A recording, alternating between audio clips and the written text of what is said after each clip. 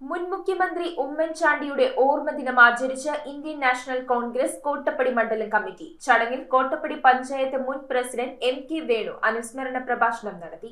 Indian national Congress Kottappadi മണ്ഡലം കമ്മിറ്റിയുടെ നേതൃത്വത്തിലാണ് മുൻ മുഖ്യമന്ത്രിയും കോൺഗ്രസ് പ്രവർത്തക സമിതി അംഗവുമായ ഉമ്മൻചാണ്ടിയുടെ രണ്ടാം ഓർമ്മദിനം ആചരിച്ചത്. മണ്ഡലം പ്രസിഡന്റ് കെ. സുരേഷ് അധ്യക്ഷത വഹിച്ച യോഗത്തിൽ മുൻ കോട്ടപ്പടി പഞ്ചായത്ത് പ്രസിഡന്റ് എം.കെ. വേണു അനുസ്മരണ പ്രഭാഷണം നടത്തി. നേതാക്കളായ MK. Sugu, Shymol Baby, AK. Sajeevan തുടങ്ങി ബ്ലോക്ക്, മണ്ഡലം, വാർഡ് ഭാരവാഹികളും പ്രവർത്തകരും അനുസ്മരണ പരിപാടിയിൽ പങ്കെടുത്തു.